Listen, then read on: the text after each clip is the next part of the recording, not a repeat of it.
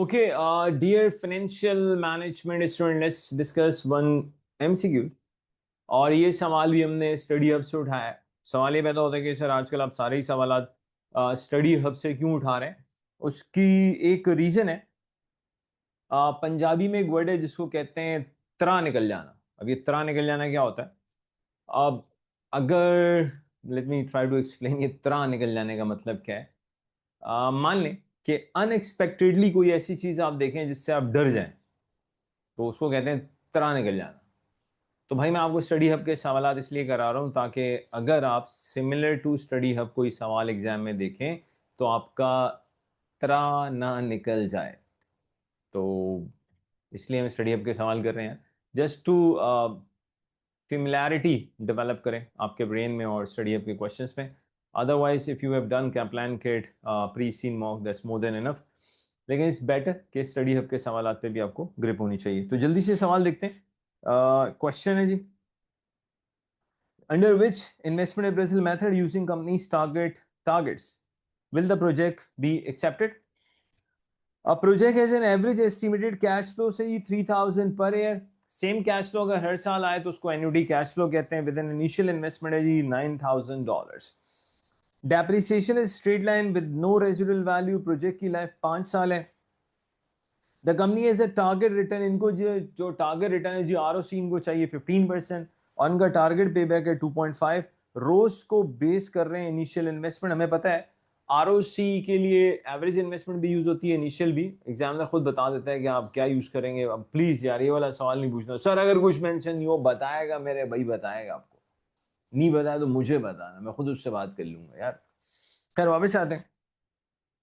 Under which investment appraisal method, क्योंकि जो MCQ है उसमें तो उसको बताना पड़ेगा। लॉन्ग क्वेश्चन में अगर ना बताया तो सर फिर वही सवाल, ना बताया तो। अगर लॉन्ग क्वेश्चन है ना बताया तो आप इनिशियल इन्वेस्टमेंट यूज कर लें, कोई मसला नहीं। लेकिन ना बताया तो ऐसा होता नहीं है वैसे, एमसीक्यूज में तो बताएगा। तो आइएगा जी, सबसे पहले हमें ये पता होना चाहिए। लेट्स सी, आई थिंक पहले भी सिमिलर टू दैट एक एमसीक्यूज किया था मैंने, आपको एक शॉर्टकट बताया था पे बैक पीरियड का। आप सिंपली स्टूडेंट्स इनिशियल इन्वेस्टमेंट लें, उसको एन्युटी कैश फ्लो से, जो कि सेम कैश फ्लो हर साल होता है, अपने एनुअल कैश फ्लो से। लेकिन मेक श्योर कि एनुअल कैश फ्लो कौन सा हो, एन्युटी कैश फ्लो। एन्युटी होना लाजमी है, सेम होना लाजमी नहीं। और अगर डिफरेंट होगा फिर तो यूज नहीं कर सकते। तो एनुअल कैश फ्लो से ज्यादा इंपॉर्टेंस है एन्युटी कैश फ्लो की, मींस हर साल सेम होना चाहिए। तो of course we will be using this shortcut. हमारी इनिशियल इन्वेस्टमेंट है 9000 की जी, और हमें सिंपली इसको 3 से डिवाइड करेंगे तो पे बैक आ रहा है 3 साल। इनका टारगेट है 2.5। एक बात तो क्लियर होगी भाई, पे बैक की बेसिस पे लो 200, पे बैक का जो टारगेट है वो पूरा नहीं हो रहा। जिस ऑप्शन में भी 2 आएगा वो ऑप्शन तो गया, लो 200 तो सब में ही आ रहा है एक के अलावा। आरओसी की बात कर लेते हैं, return on capital employed. ROC के लिए हमें पहले चाहिए एवरेज एनुअल अकाउंटिंग प्रॉफिट, जो बड़े आराम से निकाल सकते हैं। एक छोटा सा आप कह लें रिलेशनशिप आपको पता होना चाहिए, और इक्वेशन कह लें। कैश फ्लो एक्चुअली बराबर है accounting profit plus accounting depreciation. Actually cash flow का ये ऑब्जेक्शन है अकाउंटिंग प्रॉफिट पे कि व्हाइल कैलकुलेटिंग अकाउंटिंग प्रॉफिट आपने एक नॉन कैश आइटम माइनस किया है जिसका नाम है अकाउंटिंग डेप्रिसिएशन। हमें पता है भाई, मुझे भी पता है यार कि आपको ये भी मालूम है कि सर अकाउंटिंग प्रॉफिट निकालते हो तो there are number of non cash items, सिर्फ डेप्रिसिएशन थोड़ी होता है। तो भाई इसका जवाब मैं पहले भी दे चुका हूं, दोबारा बता देता हूँ। फाइनेंशियल मैनेजमेंट को आसान बनाने के लिए we talk about only one difference and name of that difference is accounting depreciation.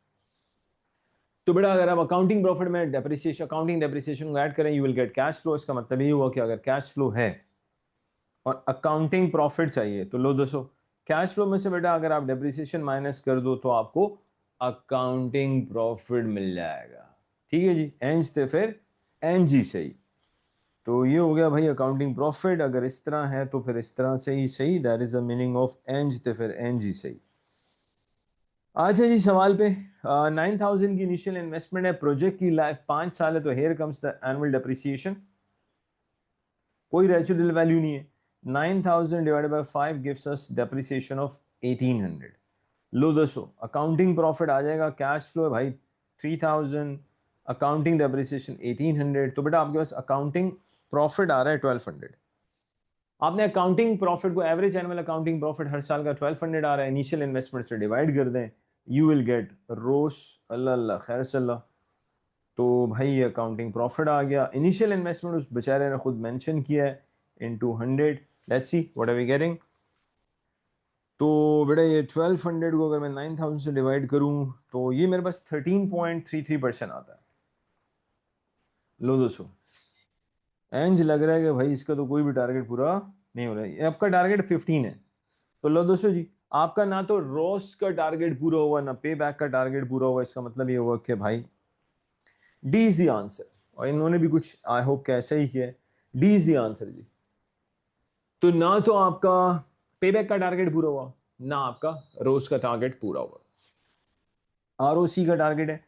एक आध अनाउंसमेंट जो मैं पहले भी कर चुका हूं, अभी स्कूल ऑफ अकाउंटेंसी ऑफर कर रहा है भाई फाइनेंशियल मैनेजमेंट का live 100% live online batch for सितंबर 2026 अटेम्प्ट। इनरोलमेंट स्टार्ट्स है। तो आज स्टार्ट है जी। आप में से हर वो स्टूडेंट जो सितंबर 26 में ऑफ कोर्स एफएम अटेम्प्ट करने की कोशिश कर रहा है या करेगा, तो you are more than welcome to join us. Classes immediately after 2 to 3 days of June attempt start हो जाएंगी जी। ठीक है, डिले नहीं करेंगे क्योंकि अब सितंबर के लिए जाना है। तो जून के फौरन अटेम्प्ट्स के फौरन बाद 1 से 2 दिन के बाद we will start the classes. तो इस अपॉर्चुनिटी से बेनिफिट लें।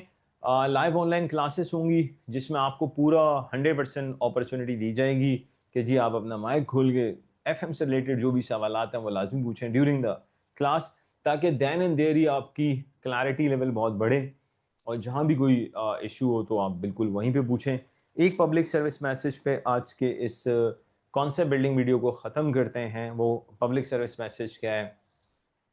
आप में से हर वो शख्स और मुझे लगता है हर स्टूडेंट, ऑफ कोर्स आप सक्सेसफुल होना चाहते हैं इस लाइफ में भी और आफ्टर दैट। तो मैं उसका एक बड़ा आसान सा तरीका बता देता हूँ। तरीका आसान है बट फॉलो करना I would say it's not so easy. वो है भाई, अपने खुदा के लिए पेरेंट्स की खिदमत करें। अगर बेटा आपने अपने माँ बाप की दुआएं ले ली, आपको कोई भी हरा नहीं सकता। सूनर और लेटर आपको सक्सेस लाजमी मिलेगी। You will get the success in this world and after that. लेकिन यार उसके लिए आपको अपने माँ बाप की खिदमत करनी है, पेरेंट्स की दुआएं लेनी है।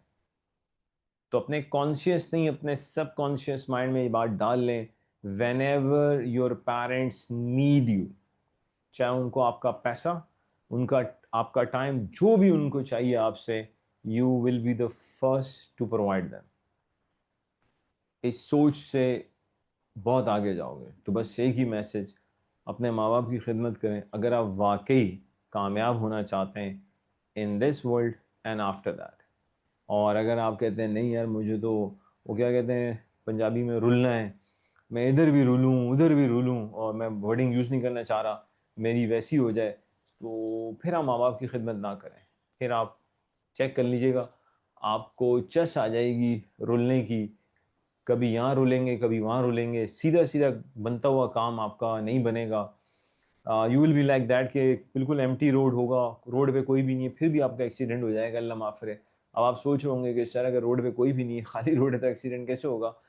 साइकिल से हो जाएगा बेटा। तो अल्लाह माफ़ करे, अल्लाह आपको कुछ ना करे। तो प्लीज़ अपने पेरेंट्स की खिदमत करें, बहुत आगे जाएंगे। Thank you very much.